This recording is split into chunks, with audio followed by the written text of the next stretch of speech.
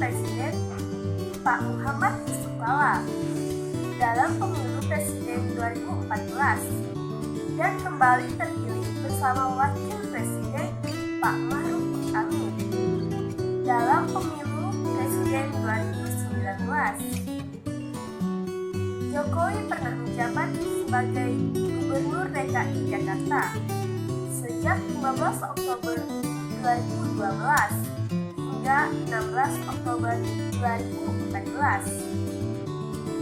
Didampingi Pak Basuki sebagai Wakil Gubernur.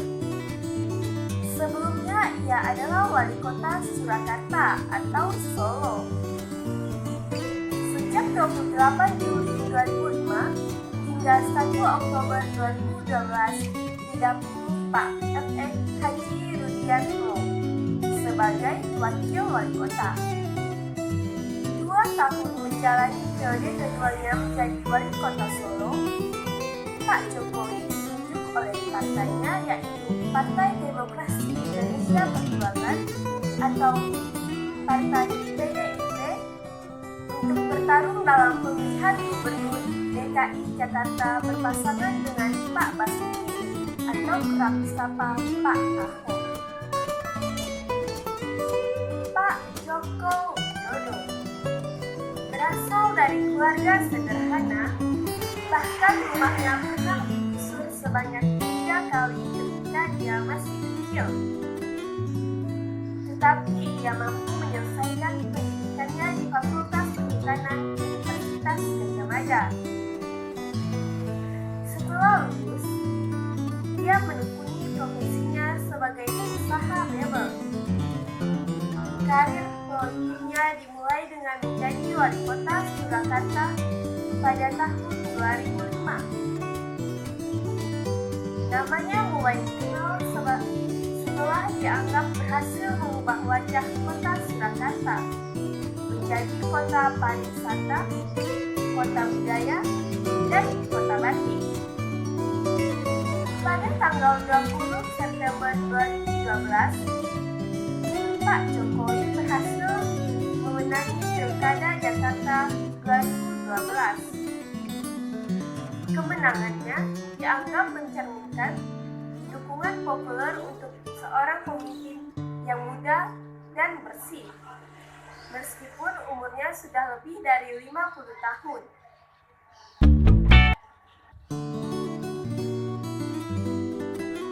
Pak Joko Widodo lahir dari pasangan Pak Toto Miharjo dan Ibu Sugiyarni.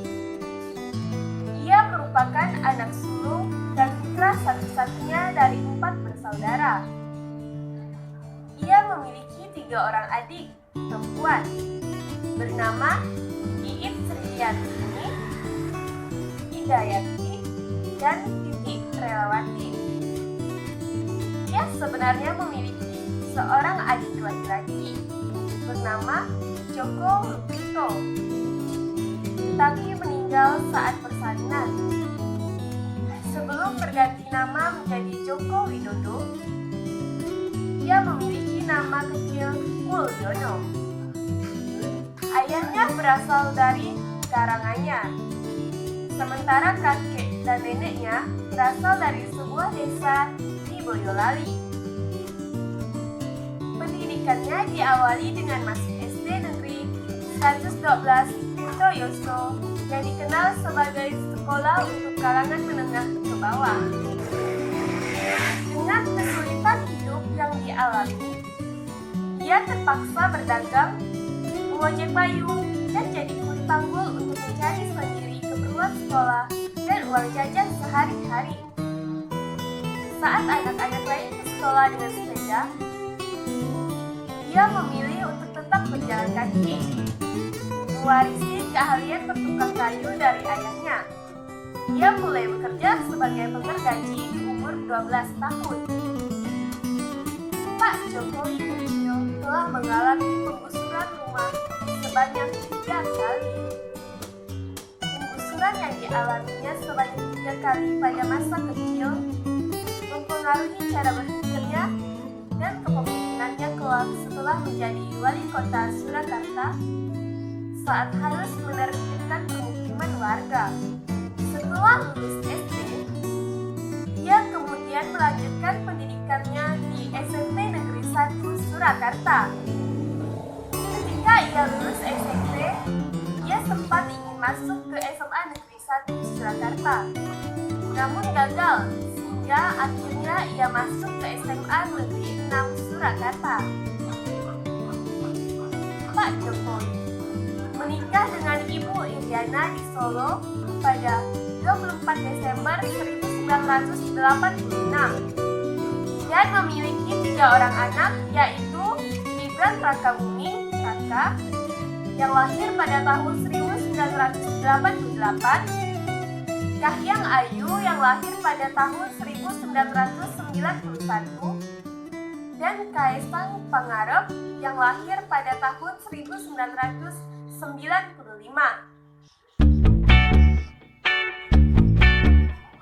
Dengan kemampuan akademis yang dimiliki, ia diterima di jurusan Kehutanan Fakultas Kehutanan Universitas Gadjah Mada. Kesempatan ini dimanfaatkannya untuk belajar struktur kayu, pemanfaatan, dan teknologinya. Ia berhasil menyelesaikan pendidikannya dengan judul skripsi Studi tentang Pola Konsumsi Kayu Lapis pada pemakaian akhir di Kodia Surakarta. Selain kuliah, ia juga tercatat aktif sebagai anggota Mapala Silva Gama.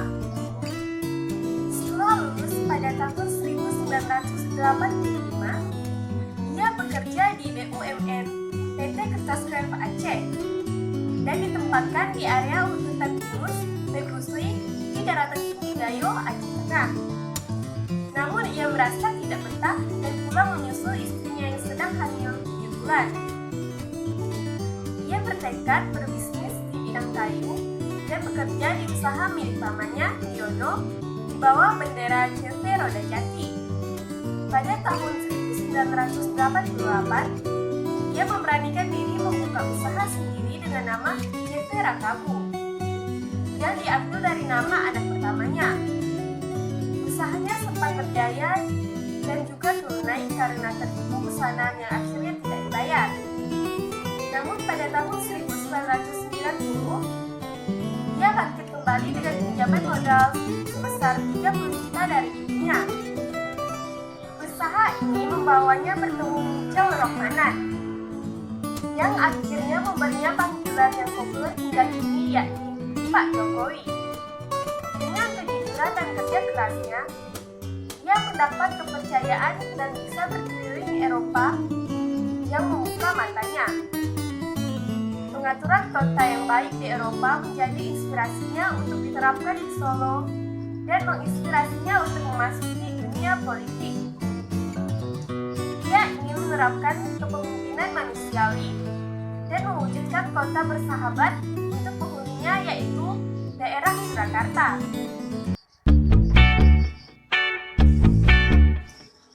Pada Pilkada Kota Solo pada tahun 2005, Pak Jokowi diusung oleh Partai Demokrasi Indonesia Perjuangan dan Partai Kebangkitan Bangsa untuk maju sebagai calon wali kota Surakarta.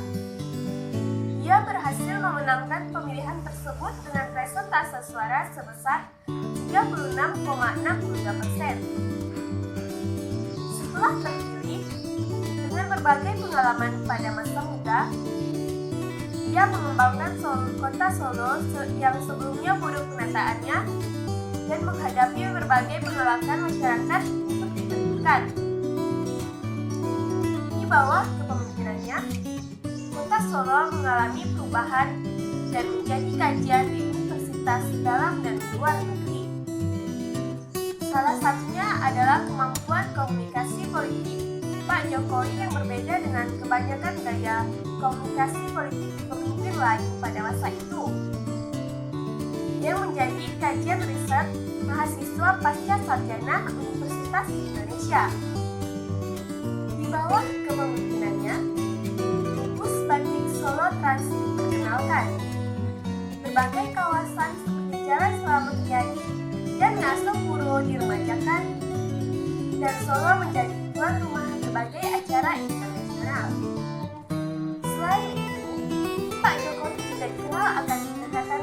dalam merelokasi pedagang kaki lima yang memanusiakan manusia.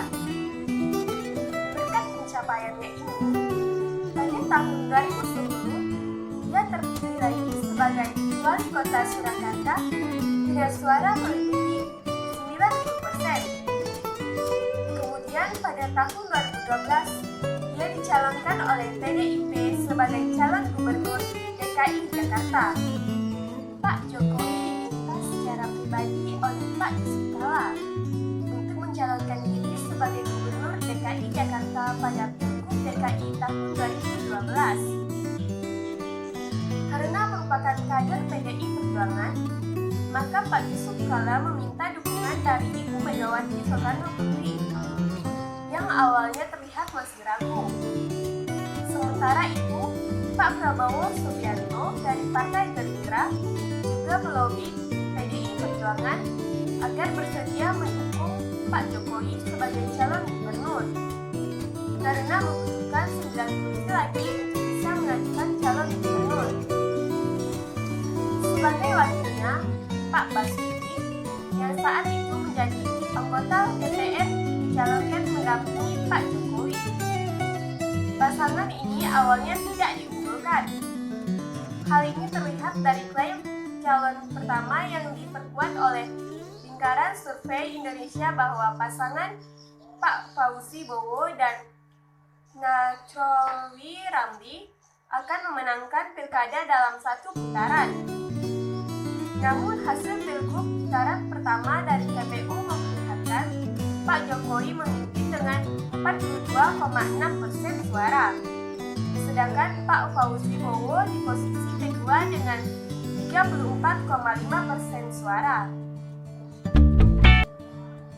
Kebijakan Joko Widodo selama menjabat Gubernur DKI Jakarta banyak bersifat populis, seperti Kampung Deret, Kartu Jakarta Sehat, dan Kartu Jakarta Pintar.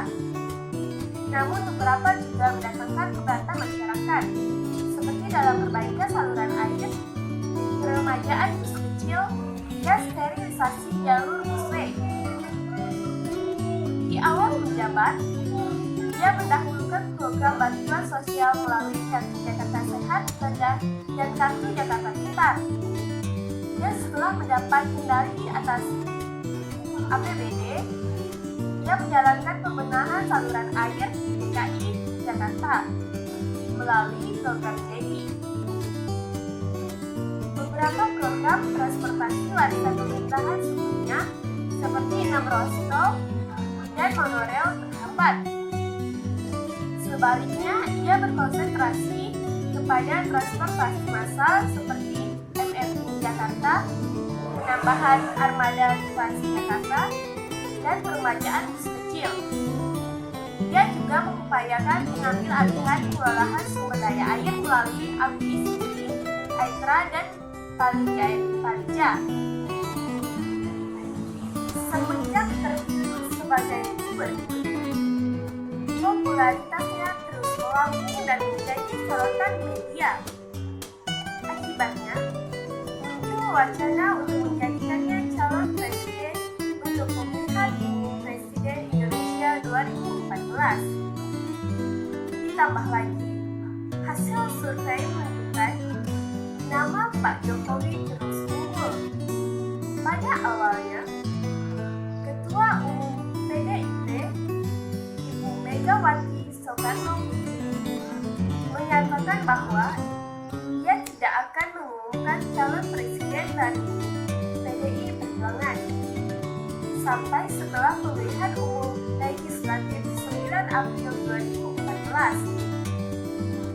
Namun, pada tanggal 14 Maret 2014, Pak Jokowi menerima dari Megawati untuk maju sebagai calon presiden 3 minggu sebelum pemilihan umum legislatif dan 2 hari sebelum kampanye.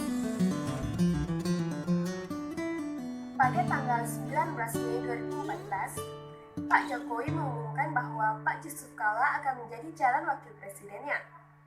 Pencalonan tersebut didukung oleh koalisi Partai Demokrasi Indonesia Perjuangan, Partai Nasdem, Partai Kebangkitan Bangsa, dan Partai Hanura.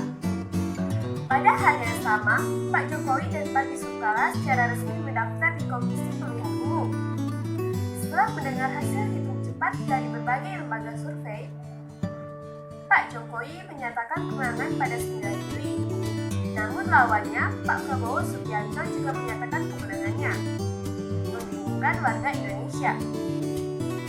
Pada 22 Juli, beberapa jam sebelum pengumuman hasil Pilpres, Pak Prabowo mengundurkan diri dari Pilpres. KPU pun mengumumkan kemenangan Pak Jokowi berjam-jam kemudian.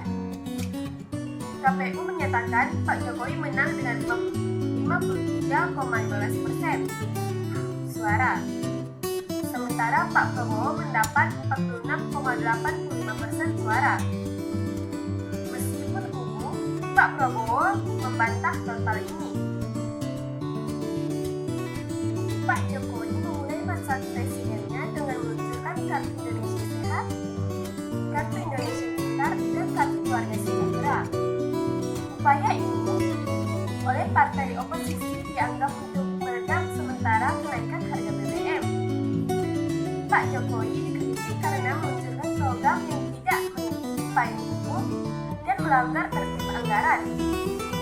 Namun hal ini dibantah oleh Pak Yusuf Kala dengan argumen bahwa program kartu tersebut sebenarnya kelanjutan dari program yang sudah ada, sehingga anggarannya pun mengikuti program tersebut. Pada 2018, Pak Jokowi mengumumkan bahwa ia akan mencalonkan diri dalam pemilihan umum presiden 2019. Wakil Presiden Pak Yusuf Kala dianggap tidak memenuhi syarat untuk mencalonkan lagi karena batasan masa jabatan yang ditentukan untuk jabatan presiden dan wakil presiden. Pak Yusuf Kala telah menjalani masa jabatan 5 tahun sebagai wakil presiden pada masa kepresidenan Pak Susilo Bambang Yudhoyono dari 2004 hingga 2009. Spekulasi mengenai siapa yang akan dipilih Pak Jokowi sebagai calon wakil presidennya terfokus pada beberapa kandidat, termasuk Pak Mahfud MD, seorang mantan Menteri Pertahanan dan Hakim Agung Mahkamah Konstitusi. Pada 9 Agustus 2018, secara mengejutkan, Pak Jokowi mengumumkan bahwa Pak Ma'ruf Amin akan menjadi pasangannya. Pak Mahfud telah dilaporkan sedang mempersiapkan diri untuk menjadi calon wakil presiden. Namun, setelah dorongan oleh beberapa partai dari koalisi pemerintah, Pak Jokowi dan tokoh-tokoh Islam yang berpengaruh, Pak Ma'ruf dipilih sebagai gantinya. Pak Jokowi memilih Pak Ma'ruf karena pengalaman yang luas dalam urusan pemerintahan dan agama.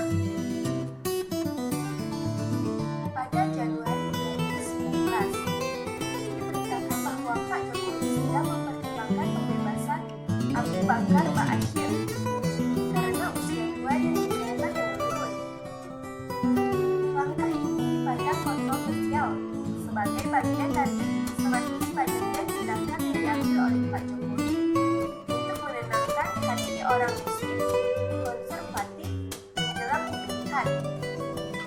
Rencana itu dibatalkan pada tanggal 23 Januari karena Ba'asyir menolak untuk berjanji setia pada ideologi negara Pancasila yang merupakan salah satu syarat pembebasannya.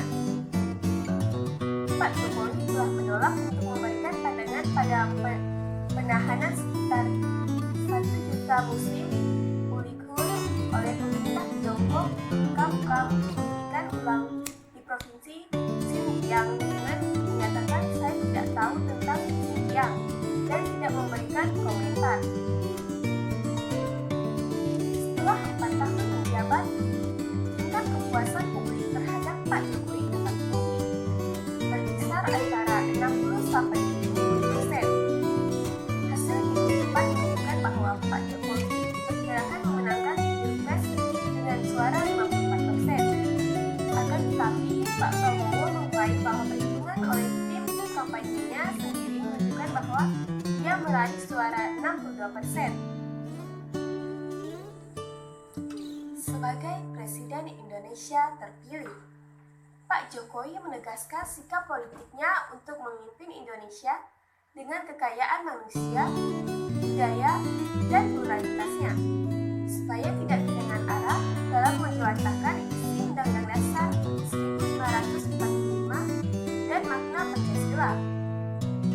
Sikap ini menurutnya juga dipandang perlu diimplementasikan oleh setiap pemimpin pada semua level pemerintahan, baik kota hingga skala nasional.